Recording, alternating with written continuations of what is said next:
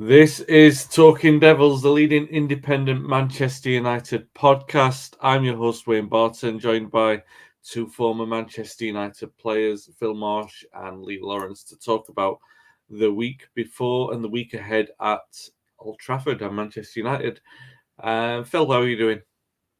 Yeah, all good, thanks, Wayne. Back into the swing of things now. Started back in work this week, so a bit of normality back, and yeah, just good to be back to normal now after the Christmas and New Year. Yeah, Lee, we'll get to your posh seats in a minute, but how are you doing? Had a All good week? good. Yeah, good week. Thanks, mate. No preparation today for the podcast. I've literally walked through the door 30 seconds ago and turned the camera on. So it should be fun answering your questions today without any preparation, mate. Don't worry about it. I'm not going to try and catch you out, but no preparation. He's still usually much more prepared than what I am. Yeah, you know, like a bit of preparation an hour before, Wayne. I know. It's usually what topics are we talking about, and then you've got your little notepad. And to be fair, I think most of the time I miss half of your notes really, and all your preparations wasted on someone like me who skirts around everything. If you're watching live on YouTube, if you can subscribe and like and share if you can, and get your questions in and your comments as well. If you're watching on Facebook, you can do the same. And if you're watching on Twitter now, as some of you are, if you can comment, it shows up on our feed so we can share your comments and you can join in the conversation. If you're listening back on the audio podcast, if you can subscribe, if you can leave a positive review on the platform you're listening on, we would all really appreciate that. Oh, what a magnificent week. The magic of the FA Cup. Wigan 0, Manchester United 2. Diogo Dalot with a first half goal. Pretty good goal from the edge of the box. Bruno Fernandes with a Stonewall penalty, which we'll get to. United win 2-0. Really didn't have to break a sweat, as you would expect that they wouldn't have to against opposition to leagues below, two divisions below. That's not to say that Wigan didn't do themselves proud and did themselves justice. They had a few players who played really well. I thought the goalkeeper did a good job. Godo played quite well. But, fairly routine win for United, who missed a few chances, really. Hoyland should have had a couple in the first half. And I guess you might even say that's indicative of the problems that United have got, that they're sometimes not got a killer touch to put opponents away, which we've seen throughout the season. They did have too much for Wigan. Lee, you were in the posh seats at the JJB, the DW Stadium as it now is. How was it? How did you find the experience? Yeah, I had a lovely day, mate. To be honest with you, I went with my brother-in-law and my nephew. Like I say, we was in the prawn cocktail end. We ended up having a 3-course meal beforehand, very posh and very lardy dinner. And as you probably know me, Wayne, that's one thing what doesn't go with me is posh and lardy dinner. But I enjoyed it. Nevertheless, it was a good game. Didn't really learn much from the game. Like, I think you just summed it up. We was expected to win against Wigan. Don't get me wrong. We put a strong squad out. I was kind of hoping to see more of the kids, the younger lads, just to get a bit more of a feel about what they're about, especially with a lower opposition like Wigan. But we put a strong squad out. Like you said, we didn't really break a sweat. Disappointed with Hoyland. I know we've kind of said he doesn't get the service, and that's probably why he's not scoring. I feel like he did get quite a bit of service with Wigan. I think they got the ball in a lot earlier, and he didn't do what he's paid to do, which is score goals. Don't get me wrong, I'm sure there's a player in there. I'm sure there's a goal scorer in there. Looks like he's down on confidence a little bit. I was hoping to God after he scored that first goal the other week that he'd kick on, and he had every opportunity to kick on. I think the one where he had the header, it was harder to miss than score, really, The one what come off and rebounded off his shin on another day, that could have gone in. I think that's down to a little bit of luck too, which doesn't seem to be on his side at the moment. But yeah, that was for me a disappointing factor in the game that we've signed him to score goals. Let's be honest, that's his main job at the minute. He's not doing that. And that got me thinking a little bit when last week I wrote a lot down again with my preparation. I wrote down the potential signings which are getting flinged around at the minute, coming in on loan and things like that. And it's made me think. I didn't really think this last week, but watching him live at Wigan, it made me think we've been linked to a lot of, well-known names, which we have done in the past, which, have kind of passed it now. We wish we would have gotten 4 or 5 years ago. But in the case of Ireland, Muller got mentioned, and I'm just wondering whether signing like Muller, who's been there and done that and could pass on a wealth of experience over to Ireland, whether that would be a decent, something along that calendar. Is it Chopo Motang from Bayern Munich? Someone who's been around the block who could pass a bit of experience on to him. It's just got me wondering whether it might not be the worst thing in the world to bring someone in on loan who can pass that on. Apart from that, Mainoo thought was fantastic, especially in the first half. I thought he ran that midfield for such a young, inexperienced lad. Everything he did was, his work rate and everything was brilliant. The only one criticism I had of him, and I don't think it's a pace thing. I think it was more of a stamina thing in the second half. A lad on the right hand side brought 3 of him, and he gave up. To put it bluntly, he stopped running, gave up, and he passed him onto the defender. What I would have liked to have seen him have done is, although if he couldn't have got back because of his pace, was carry on. So if that defender held him up, he was in a place there to defend, but he gave up, and that started making me worry a little bit. Is that what they're doing in training? And is that what we've mentioned a few times about attitude? Is that what he's seeing and thinking that's okay? Because to have such a raw talent in our squad, what looks like he's got the makings of being such a good footballer, I just hope he doesn't fall out that trap of thinking that's okay. But rounding it off, mate, I was satisfied with the performance, satisfied with the team we put out, and on to Tottenham at the weekend. Yeah, nicely summed up. I agree with you. I thought Mainoo was probably the standout player in that game, to run a midfield like the way that he's doing at the moment.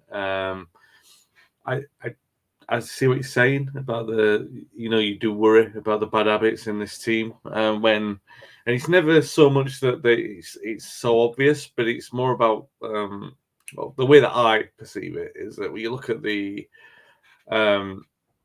some of the senior players that we've got, and they fill the stats out. They'll play the passes and they'll make the tackles and everything like that. But it's never about shared responsibility. You can tell a team a mile off on shared responsibility. That the ones who take the risks for each other, where the stats don't really matter because they want to win the game, and it's not about.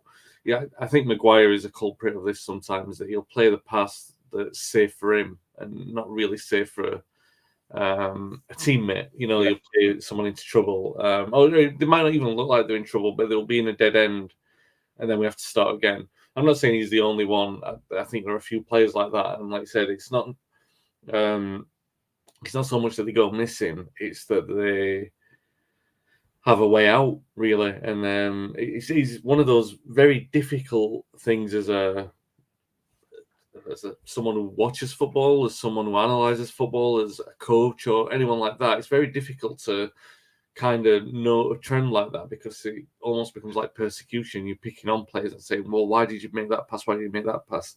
But those kind of things should be drummed out of players on the coaching pitch, not individually. They should be like, don't look for this option because of this kind of thing. And when you've got so many players guilty of it, you do worry about bad habits being picked up. That said, watching the game on television, it's different to watching it live, and like you do pick up different things. I didn't pick up at that with Mainoo, I'll be honest, but I picked it up live at the game. Yeah, I did watch it back on telly.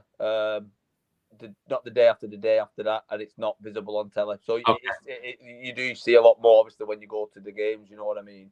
Yeah, I will say as well with Mainoo, apart from that, the games that I've seen him live, I don't have a concern with it. Right now, I don't, because if he's making errors, and I'm talking to someone who hasn't played the game, you guys have played at that age, and you know exactly the kind of stage of development that he's at.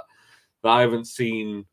You worry long term about it, but at this moment in time, I think he's seizing the responsibility. Phil, I'll come to you. I've rambled on for a bit there. Wigan 0, United 2.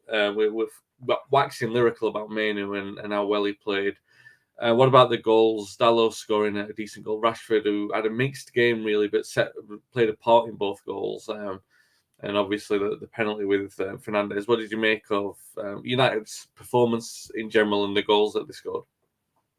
Yeah, it was a good performance, as we've said. I think we was all expecting, regardless of the team that we put out, to get over the line against Wigan.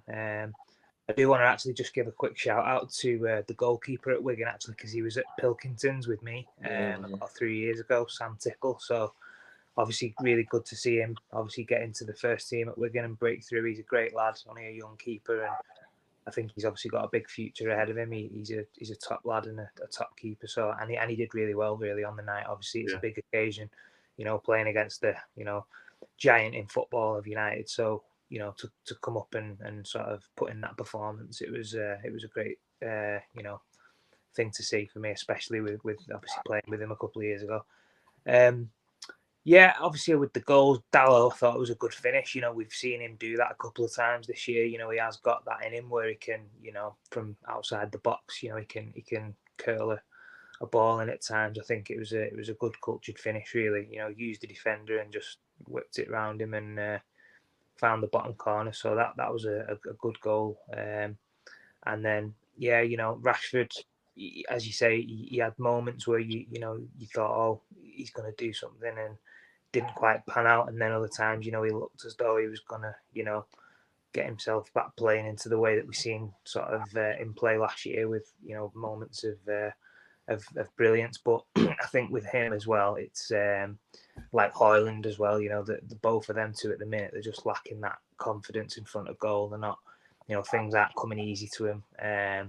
There's little, I actually put something on Twitter after the first half with Højlund, because I was concerned that is he going to be somebody that is going to be able to score 15, 20 goals a season for us, and I wasn't quite sure, and I got a bit of a mixed reaction through that. And I think the reason we're saying that is because we can say that he's not had the service, and I totally agree with that. In the vast majority of the games, he's not had that regular,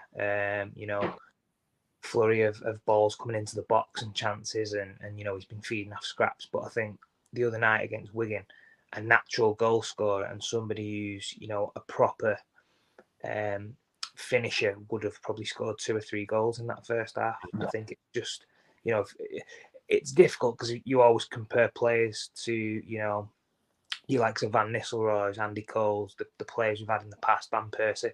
And you think if they'd have played in that first half, we'd have probably been 3-4-0 up in the first half.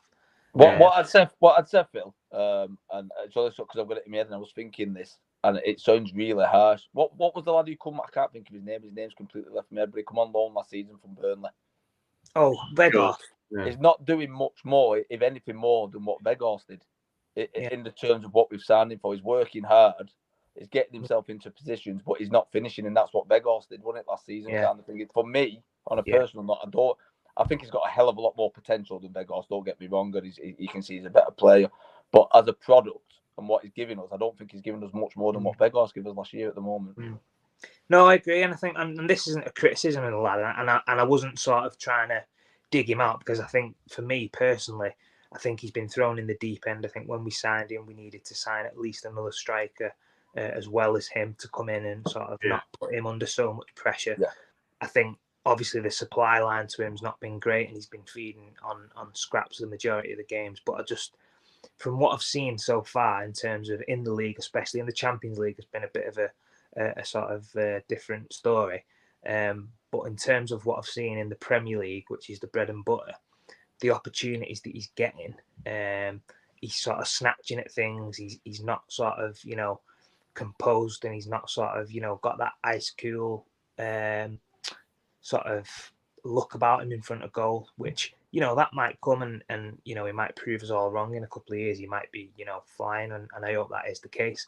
I was just wondering what other people thought, because usually when you see a goal scorer, that comes natural from a young age, and even when they do get in sort of positions and opportunities arise, they still sort of look the part. And even if they don't score, they're doing the right thing, they're making the right decision, they're hitting it with the right part of the foot. And from what I've seen from Højlund at this moment in time, I don't really see that natural look about him. But that being said, sorry, just finish the point, and then I'll. Yeah, that being said, he may come good. He may need somebody else who's a bit more experienced to come in and sort of work with him and just maybe give him a few little tweaks in certain things. Because I think his runs are generally quite good as a centre forward. He makes quite good runs. He gets in the positions. I just think when you get there and you've done all the hard work, you sort of need to be a little bit more ruthless, especially where we are at the moment. We need somebody who's going to be putting the ball in the back of the net on a regular basis and scoring when we're on top in games, because against another team there the other day, that could have come back and sort of bitten us on the arse if we hadn't have been out of sight in that first half. So that was just the point I wanted to make. No, it's a fair one. Richard, great comment you've put in there. I'll come to that a little bit later when we talk about Spurs. I just wanted to let you know that we're not ignoring that. It leads me on to a wider point. It's not really in the notes, but talking about Højlund and his form like this does make me think about United as a whole. And I don't want to do this thing where you always go back to Fergie and the signings since Fergie, but you can use, if either of you, when I make this point, if you want to use Fergie's time as a yardstick and say from 2013, fair enough. Or if you want to say the last 5 years, fair enough. But I think on this podcast, and I think in United fans in general, we're very patient with players. We give them a lot of time to sort of overcome bumps and everything like that, and overcome sticky starts, because it's difficult to settle at Old Trafford and bad runs of form for whatever reason. If I think we talked about it on maybe not last Friday's pod, but certainly on Monday's. No, we might have done Friday's pod as well. Where United's transfer strategy has been such that it's not just the certain player that they bring in, it's the players alongside them, and there's never really been a complementary strategy where it looks like you're buying one player to play alongside another, so that you end up with this, especially when you sack managers, such a disjointed squad, because none of the players who are playing alongside each other look like they're actually meant to play alongside each other. They don't have complementary skills like the defence. Remember Chelsea's famous defence, they're all bought to play alongside each other. You know exactly what they were going to do. You can mould the defence over time. But when you have such significant characters, and I say you invest 80 million in Maguire, you've got to give him a run of years, because you've spent that amount of money, but he's so limited in terms of United's profile and what United can do in terms of pushing up the pitch and everything like that. But when it comes to changing manager, he's a significant make weight that's got to go, and then you're moving all those pieces around again. The point I'm making with this, guys, and sorry that I'm rambling about it, but I think you'll know where I'm getting to eventually. When I get there, you'll know. I promise. It'll make sense. You talk about Højlund in 6 months. And don't get me wrong, I'm with you both absolutely. I think there's a good striker in there. I think that, I'll forgive him one game against Wigan. That doesn't really bother me. So if I see him over a run of games get a lot of chances and he doesn't look like a natural finisher, then I'll start to worry a little bit. Or when he gets that run where it looks like he should be scoring more than what he is, rather than like he's feeding off scraps. The one game doesn't worry me too much. But then I get back to thinking about this strategy over 18 months of 24 months of all these players who have come in, and we've said this about so many times. I said, oh, well, just give him a little bit more time. It's the profile. It's this, it's that. And then you give him short shrift. Some fans give him short shrift. But then you look at, we'll talk about Sancho in a bit, but he's a case in point. Like a player who you look at and say, well, his time's been on. Martial, who's been around for so long that he's had too many false starts, and people are frustrated with seeing him in. And the point is, we've reached a point with players like Maguire who've been there for 4 or 5 years, who and this isn't being critical, like Phil said earlier, they're not good enough to win league titles with Manchester United because the evidence is there. That's not being critical. They haven't won league titles with Manchester United, so that's the bottom and top of it. They can't do it. So it's time. They've had their chance. It's time to move on and, for someone else to come in and do that.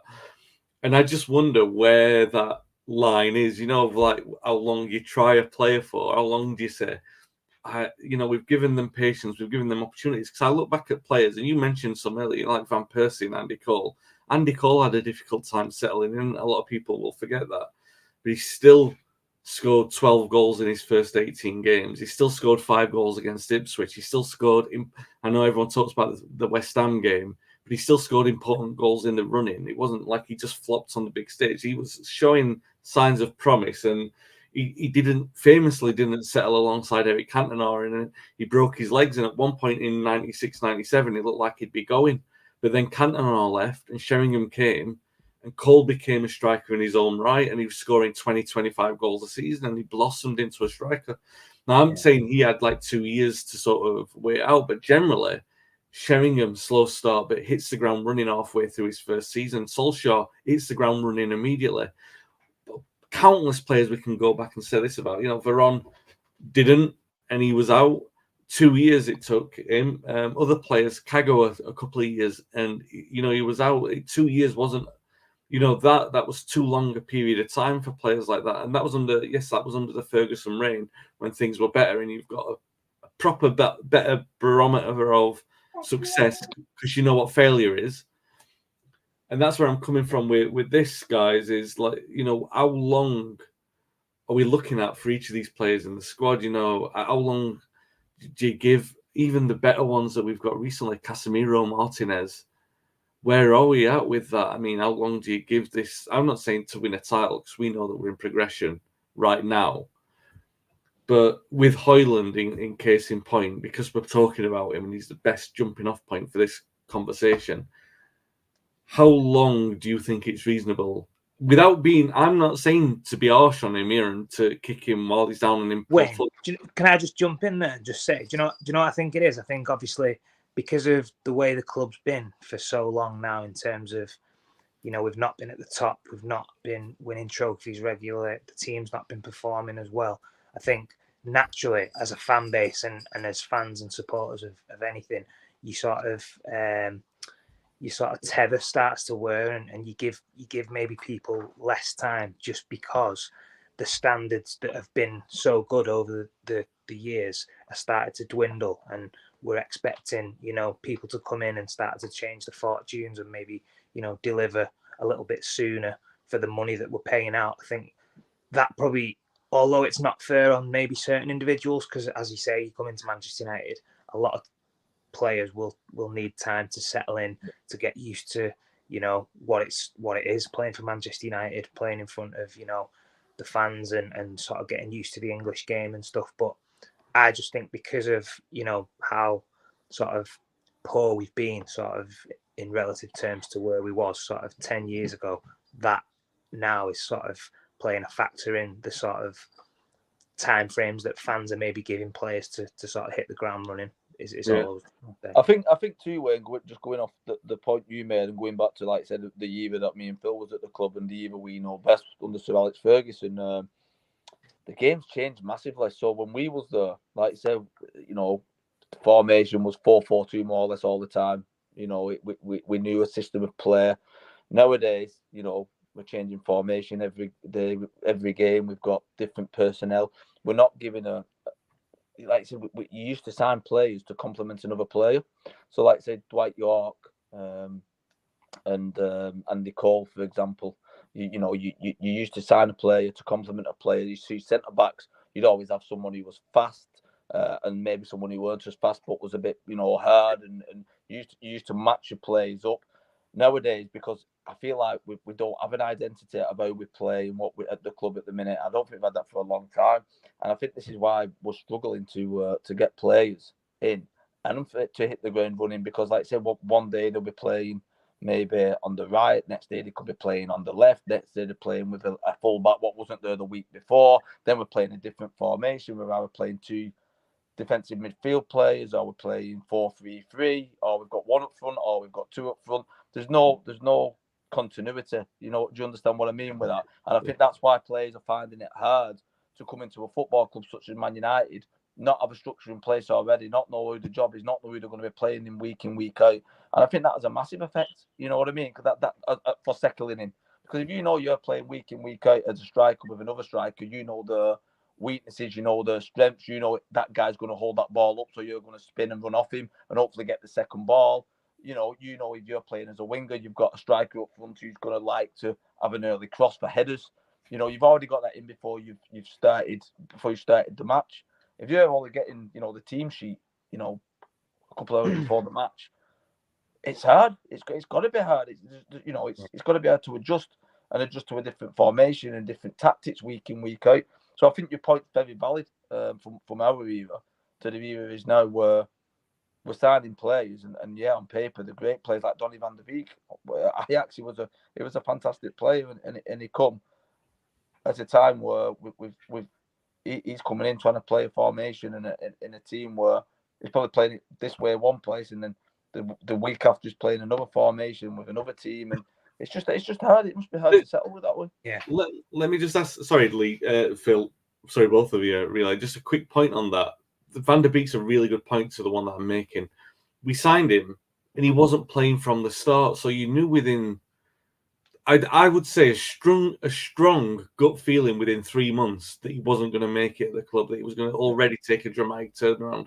And we'll talk about Sancho in a minute, but he's exactly the same. You looked at him, you thought, there's something not right with the way that this is working. And yeah, all right, people blamed Ronaldo at the time, but it looked like it wasn't working. And I wonder how many of those gut feelings that we've got over certain players will still ring out to be true. You know, from this current squad, how many of them you look at them and think, it was easy to see early on, and we spent a lot of time on that period of time, and it's held us back. Martial's a really good point because we're talking 9 years. He's coming up to a testimonial, and we've known from really, and I think this was harsh on him, but this is the level that we're talking about. That when he had his shirt number taken off of him, and he was sulked because Zlatan was in, but Zlatan went in and performed. And Martial didn't do anything. He didn't buckle down and say, "All right, well, I'll prove myself." He just waited until he got his number back. Really, that's what he did. He didn't prove himself. And I'm not saying that to be horrible. That's the truth. When we know that, and like, there's been nothing in the time since Zlatan's gone that would make you think. For most of those seasons, I would have preferred to have Zlatan for all of those seasons. That, until he retired, you would have preferred. Zlatan in number 9. And if you had Zlatan now, the point what I tried to be early, what a mentor that would have been for Højlund. Do you know what I mean? That would have been a great mentor to keep for him to do. But just another one off that way, which has bugged me for a couple of weeks now. We've signed this keeper, and obviously we both know Tom Heaton, and we both know Tom Heaton's a quality keeper. But we've signed this number 2, this Bayinda. How miffed must he be that Onana was supposed to be going over to the African Cup of Nations and. Next minute is he going to be in for the Wigan game? Next minute is in for the Chelsea game, and you're thinking, have we signed another player here? What we've not really known much about. We've signed him on a whim. They've got him in training, and is he that bad that they don't want to give him a game? That's blew my mind this last couple of weeks. What's going on there? Yeah, it's fairly concerning, right? When he's not even had a sniff. But Onana will be. I think does he play Spurs and then he's got. It would have been nice to have seen Bayanda get a game before. Phil, sorry, I interrupted earlier. Did you have another point to make on the rambles I'm going on? No. It was basically, I was just going to say, I think, obviously, just using Martial as an example there, when he was on about, Zlatan comes in, takes his number off him, and then doesn't really show any sort of fight or any, I'm going to prove you wrong or whatever. I think that is sort of, the modern day footballer, if you like. A lot of these players seem to have that attitude now where, because there's so much money in the game and there's other interests outside of football, and it doesn't really seem to me that, the football is the be all and end all, which is what it was like when we was back at the club.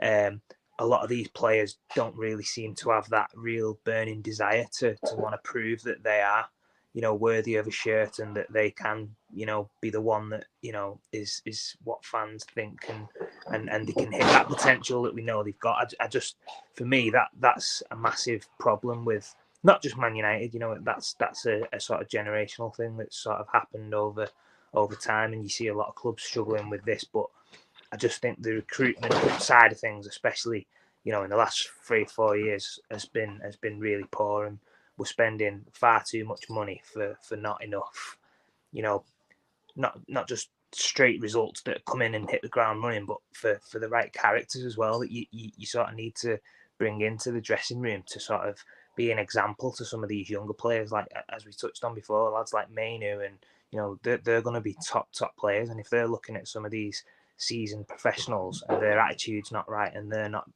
putting a shift in training and, they're throwing their arms around and they're sulking and what kind of an example is that, to be showing these lads that are going to be the future of the club, and it's not, it doesn't sit right with me because of obviously what we had when he was at the club. I just question me, Phil, and I know we're going over the same thing, but I just question the recruitment side since obviously we've left the club. Alex Ferguson's got signings wrong in the past. Every manager gets signings wrong, and obviously the backroom staff. But we seem to be getting it wrong on a consistent level. Not obviously with, like you say, attitude. That's the main one. They're not a Man United player because they've not got the attitude to be a Man United player. But also when you bring them in, for me, it looks like the quality's not there too. And for a club like Man United to be getting not just someone's attitude wrong, but the ability to represent the club, for me, it's more than questionable. I think, I don't know whether you agree with me, but I think we start with the recruitment side of things. I think we need to start looking a little bit more closer to home. Some of these players that are playing in the Premier League on a regular basis, and some of the players, I mean, I could name 3 or 4 off the top of my head now, and I would look at them and I'd say, have they got the right attitude to play for Man United? Yes. Have they got the quality? Yeah, and they've got a bigger potential to sort of come to the club and sort of kick on and do even better, with better players. Yeah. And for me, we're sort of bringing in players that okay, you can look at the highlights on YouTube and they've got great compilations and stuff, but when they actually come into the training ground and through the doors, are you going to be able to look at them and think, right, when we're away and it's times the chips are down, are these going to be lads that are going to put a shift in, fight for the badge, cover your mate? And I'm not convinced that we are bringing the right players in. Yeah, there's players in the Premier League like Neto for Wolves. I would bring him in a heartbeat. I was just going to say that, mate. I was just going to say that. Honestly, I was just going to say I've seen so many people getting it up with Elise at the minute about Crystal Palace. Let's get Elise. And I'm thinking to myself, if it was down to me, I wouldn't be going for Elise because I feel like we'd be making the same mistakes when we went for Zaha, for example. I feel like that example. I was just got it written down here from last week. I would bring in Neto 7 days a week. And you wouldn't have to pay. You wouldn't have to pay, like, obviously we've brought in Anthony and paid well over the odds for him. And you could get Neto from Wolves for probably 25, 30 million. Yeah, and you're getting a proven quality Premier League player. 100%, mate. That's just obviously my opinion. Listen, fans might disagree with that or whatever, but everyone has done. But I think start looking at people who play in the Premier League on a week in basis. Yeah. Are they performing at the club? Have they got the right attitude? Do they look like they can come into a club and get themselves to another level, playing with better players? There's far more players around than you'd think, like obviously in the lower end of the Premier League, which I think would do a better job than a lot of these signings we've brought in. I agree, man. I agree. I think that one of the things in there as well is the hunger for players in the lower reaches of that. They seem to have a lot more hunger to prove themselves. I do like Elise. I think he's got a little bit more about him than what Zaha. But Neto's a really good shout. Patrick, evening, my friend. He normally watches the Monday morning pod, so good for you to be with a Friday night. But I think I've said that 2 or 3 nights, haven't I? So maybe you're with us on all of the pods live. He says, I would persist with Højlund. However, I would look to acquire additional goals into the team. The Scousers aren't dependent on Nunes for goals. Good grief. Good job as well, considering how poor he was at Arsenal last week. Jota, Gakpo. Is it Gakpo?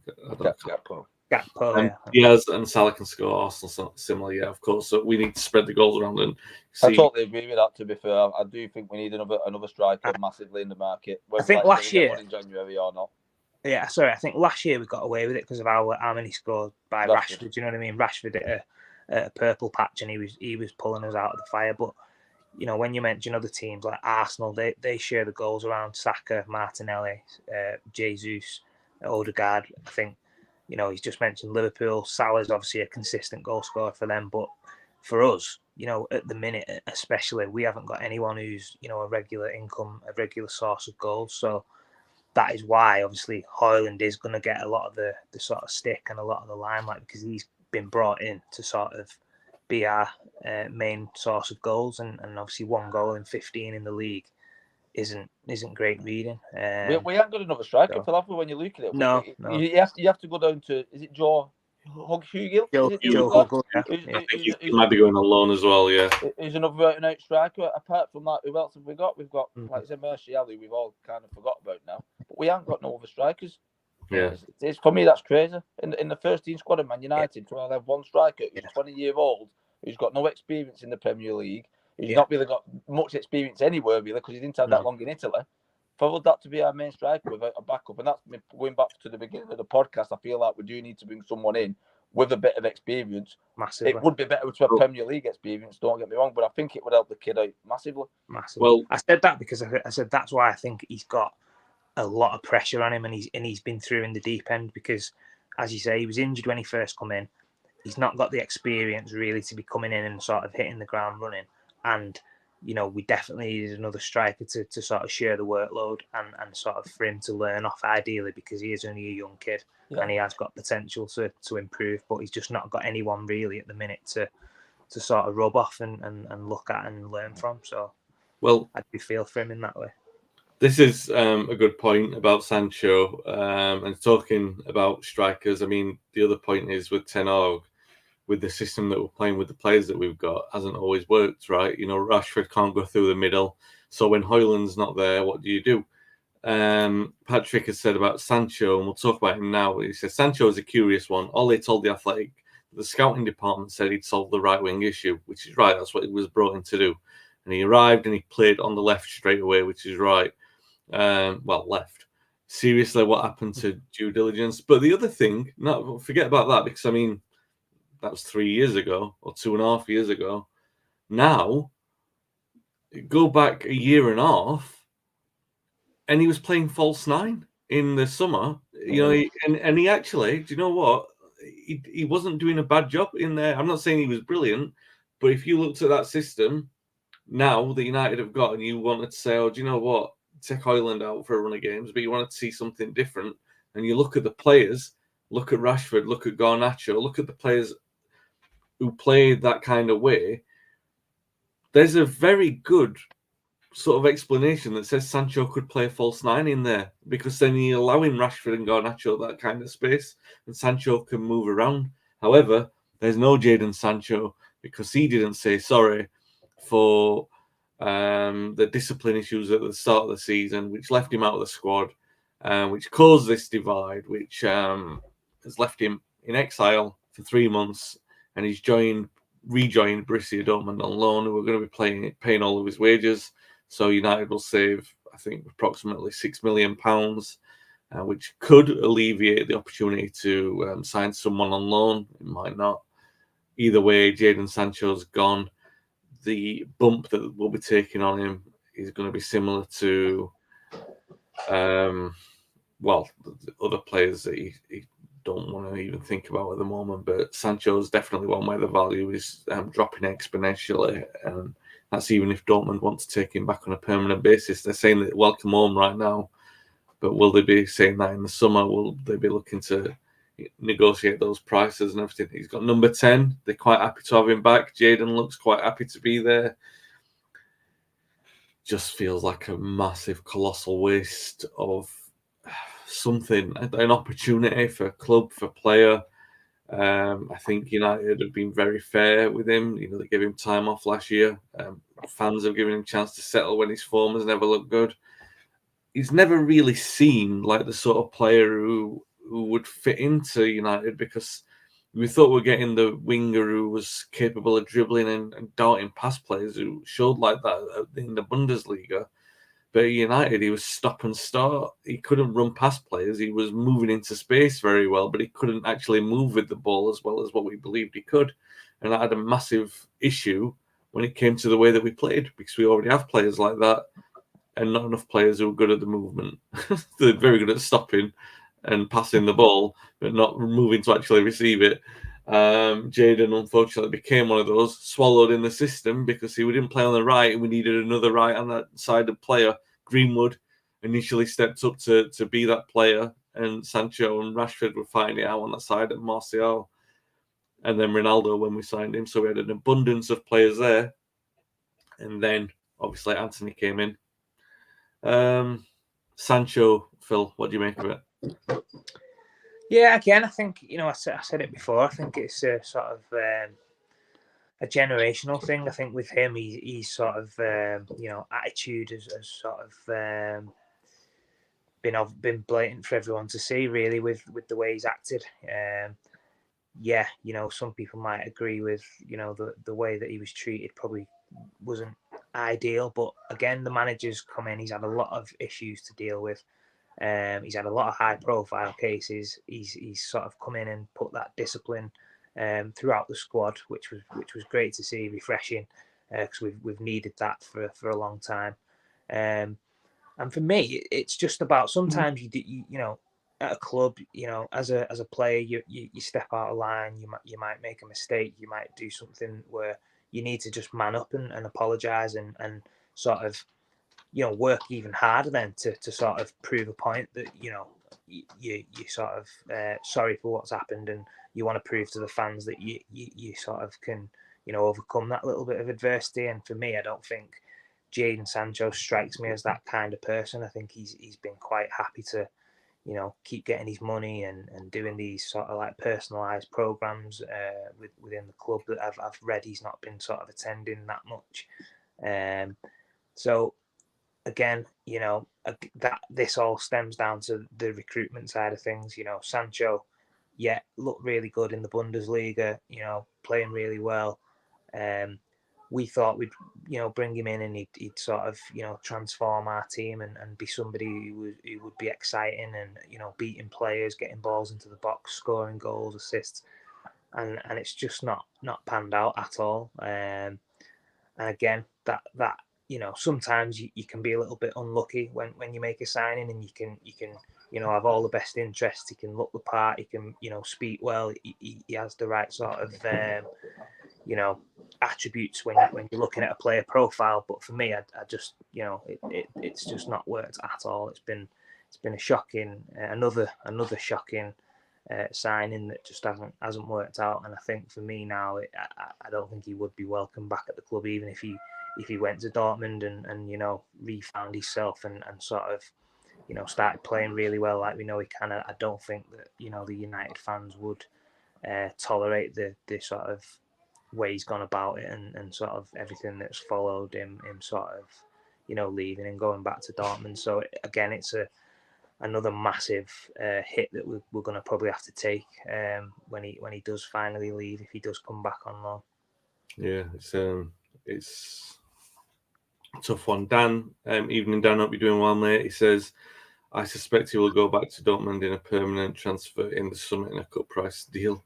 Yeah, but I mean that's the thing, whether they can afford that. Well, I say afford it, whether they'll offer.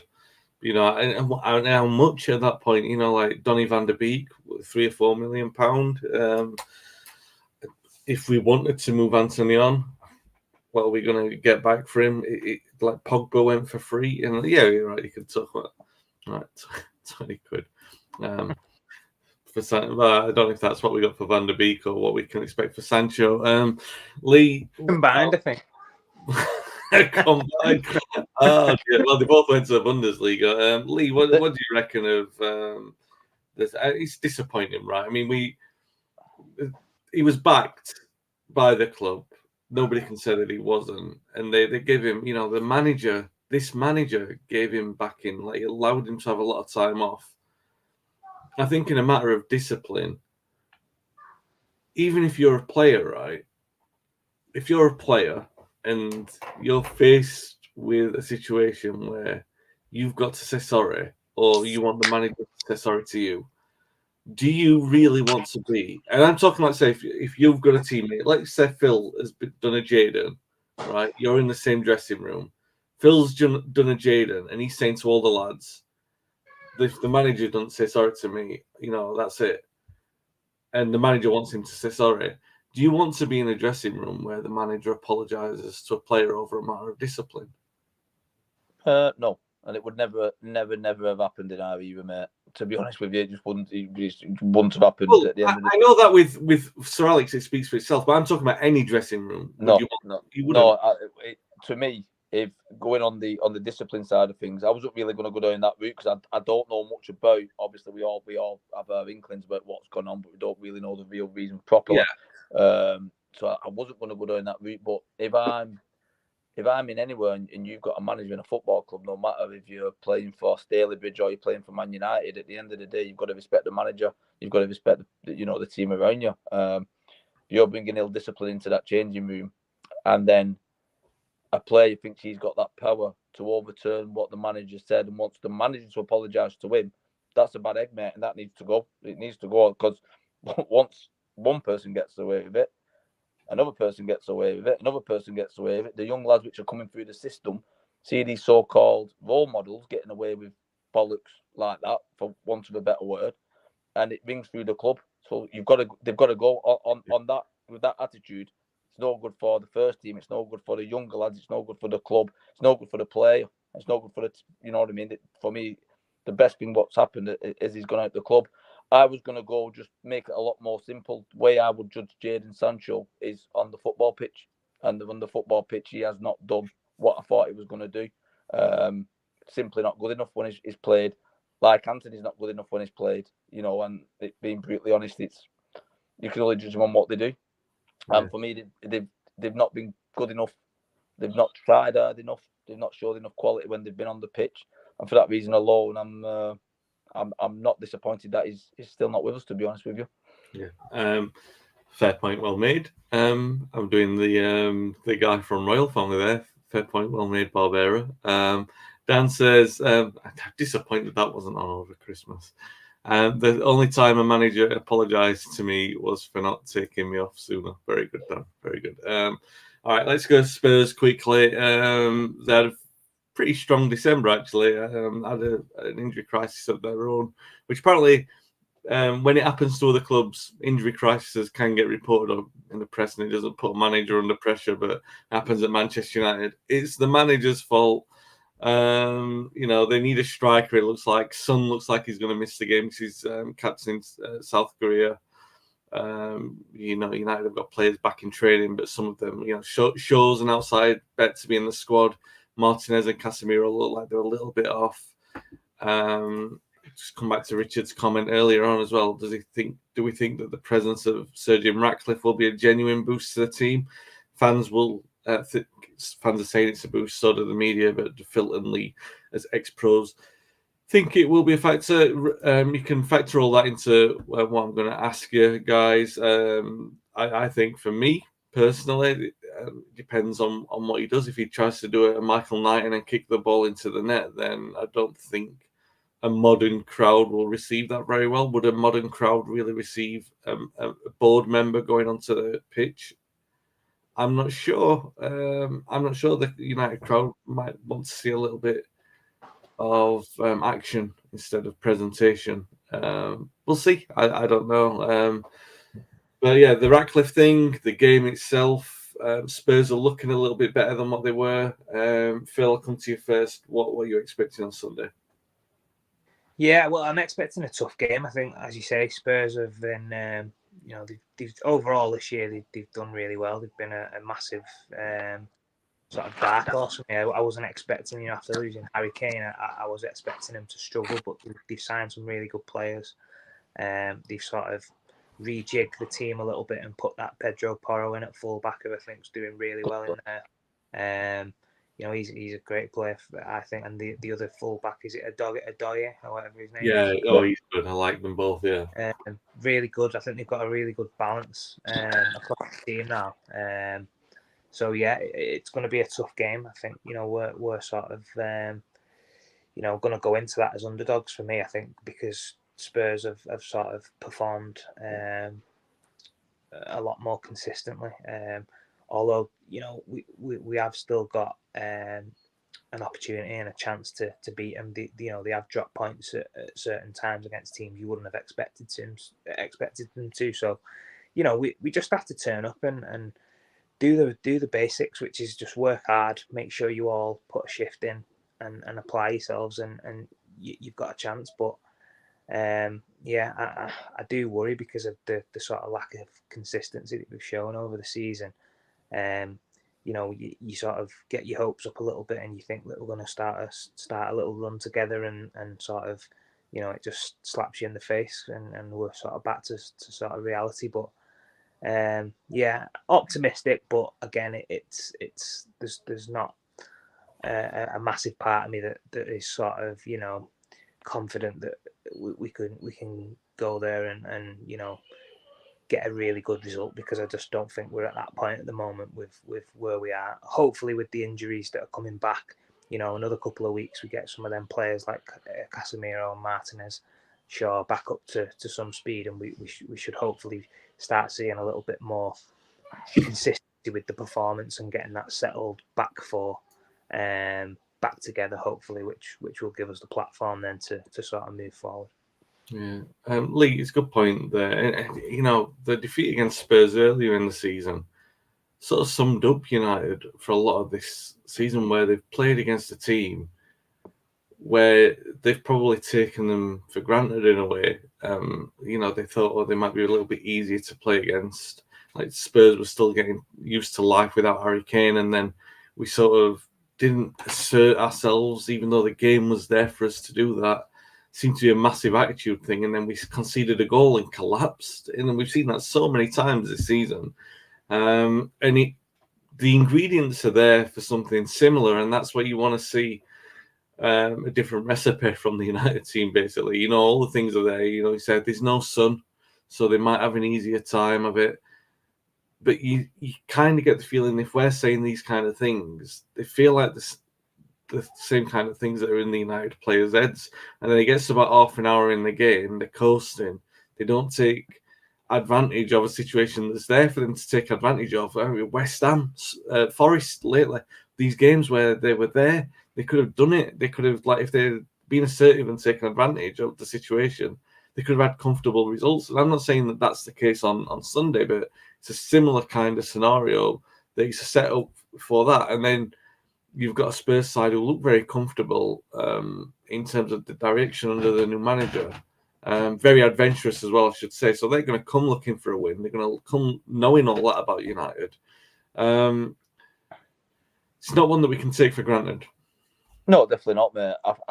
I'm a bit behind. I thought that we would have had a stronger squad available than what we've had in a long time. I thought that the vast majority of the players were going to be back for the game at the weekend.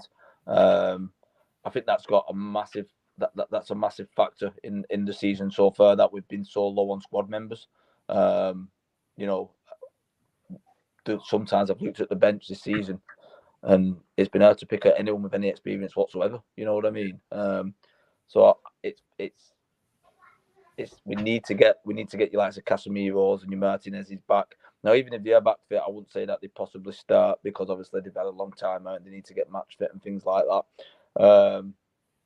But I had an inkling that the majority would be back in the squad this weekend. Even if we started a team and it looked like it was dwindling off a little bit, that we could have put some experienced players on.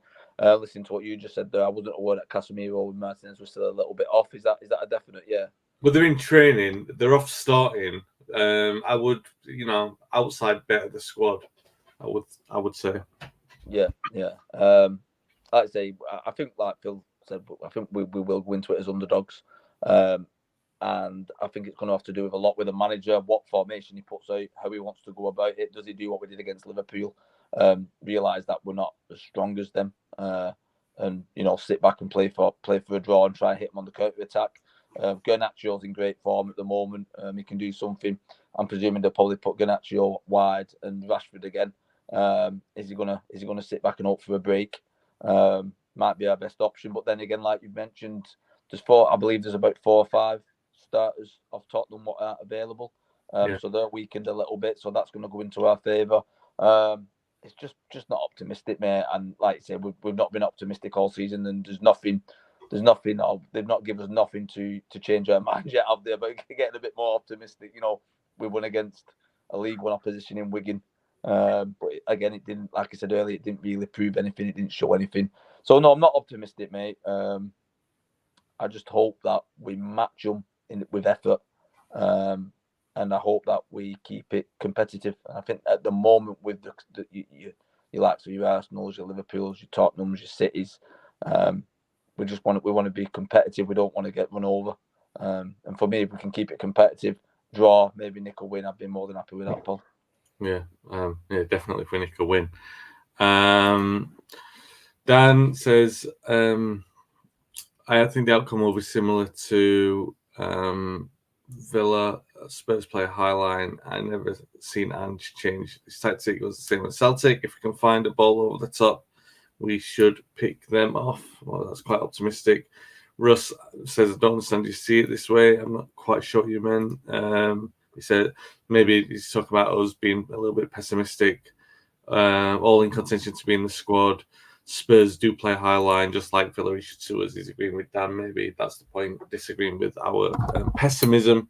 Well, hopefully, when we're back next week to talk about it, we're all got smiles on our faces and quite happy to say that we were wrong. To be pessimistic, maybe we're just treating Spurs with a little bit more respect, considering the concerns we've had over it. I think what it is, when we are optimistic, we seem to get absolutely levered 4 and 5-0, which I've done on many occasions in the past. You know what I mean? So yeah. I think when we do get a little bit of optimistic, we probably curve it a little bit because we've always got that thing in the back of our head where we're thinking, yeah, got Bournemouth fresh in our minds. We're going to smash them and they're going to go on a run, and then we seem to go on a run where we get levered for 3 or 4 weeks. So I think that might be something to do with it. Yeah, like Phil said, Bournemouth fresh in the mind. I remember that. Almost wrote them off, and that's me. And I'm quite normally the reserved one with that. The week of doom back in December. There you go. Dan says, do you want a score prediction from me? Well, no, I don't, Dan, because you normally get it way off. And Russ says, I don't think they have a centre-back pairing. I've been a bit unfair with Dan there, but he's just not allowed to make predictions. I've told him about this. No commenting about stuff on social media. Anyway, we'll be back hopefully in more positive mood next week to talk about the to talk about a win against Spurs for United. If you've watched on YouTube or Facebook Live, if you can subscribe, if you can like, if you can share the video as well, we really appreciate that.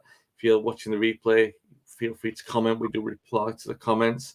And if you are listening back on the audio podcast, if you can like and subscribe and leave a review on the platform and listen on, we will be very much appreciative. We will be back next week, guys. Stay safe, stay well, and thanks for listening and watching.